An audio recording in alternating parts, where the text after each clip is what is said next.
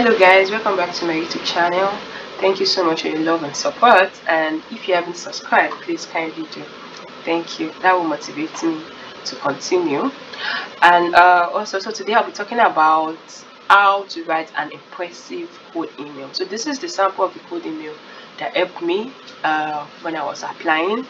So let's dive into it. The first thing is a common mistake. A lot of people, the first mistake is that you are sending an email, not a mail. An email is online, virtual. A mail is like some coming, like having a mailbox is a different, is a physical mail, right? Like a paper letter. That is what a mail looks like.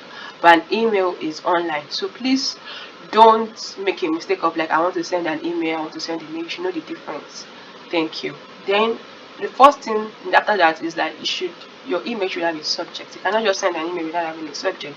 So for example, here I'm writing with PhD interest, research interest in chemistry education. So it could be master's research interest in this. So that is, it must have a title, a subject. So this is the subject, it must have. Then the name of your professor. Here I would appreciate that you should not use pronouns. Use the name of your professor, and kindly know the name. If it's not a Nigerian name, if it's not a Ghanaian name you are familiar with, kindly take your time, look at the name of the person and write it out. Like, don't make any mistake. That is a red flag. Like, you're coming to me and you're not getting my name right. That is not good. So I would say, look at your professor's name that you want to work with and write the correct name, and avoid using pronouns because you're not sure of the pronoun. Now, introduction. Introduction is to sell yourself. So I'm saying I'm writing to your friend my research in a doctoral position in your group. I'm training completed my undergraduate studies in chemistry education at the renowned University with a grade of 4.19 over 5. Now, this is my selling point because I have a strong CGPA. Yours can be a research paper having thousands of citations. So the first thing to do is to put out your best foot forward, put out your CGPA. For me, my CGPA was my selling point. So I don't know which one is your own, strong point. Yeah, strong point, selling point. I'm talking to my it's fine. Yeah. So you put that there. Then you also go further, like some of the courses you've taken. I've taken advanced organic chemistry, but those are the courses I took. So I also put it there. So I did chemistry courses. I also did educational courses. So this is why I also talked about that. Then I also talked about my bachelor's thesis. Like, so I'm coming for a PhD, I need to have a knowledge for research. So, and this also was my bachelor's thesis. I did this, and my research was what commented. Yes, this research was highly commented because my supervisor was from South Africa. Like, he schooled to South Africa and came back to my school.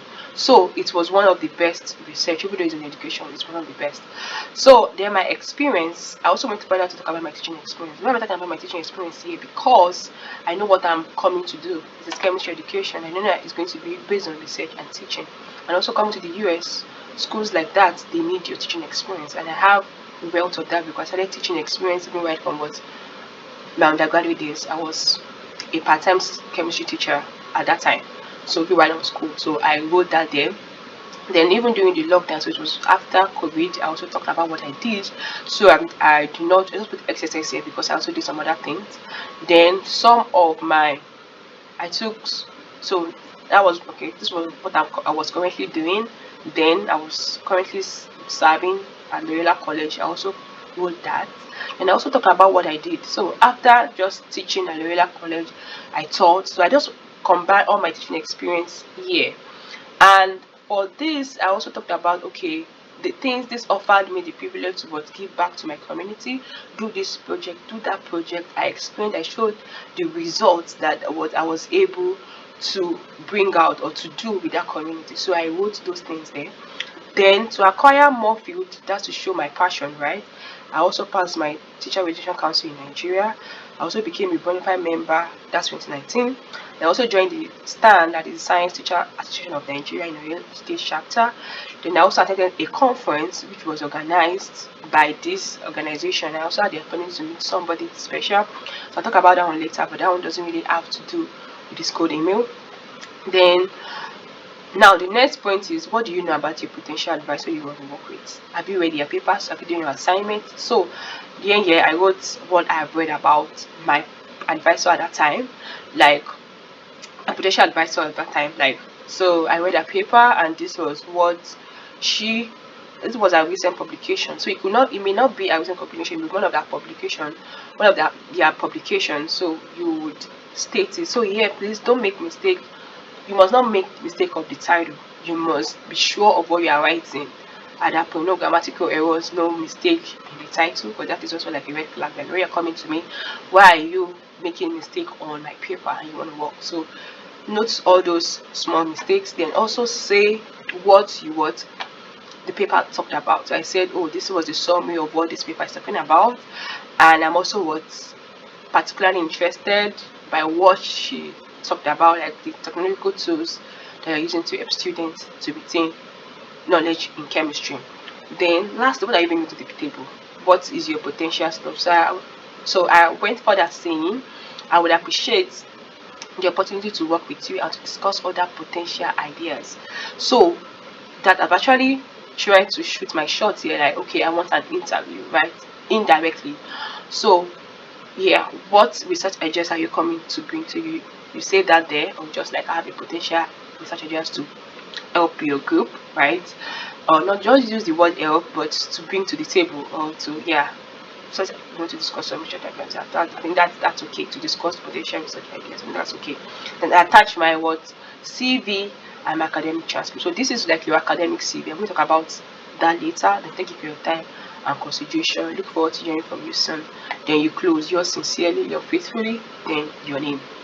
So that is how to write an impressive code emails.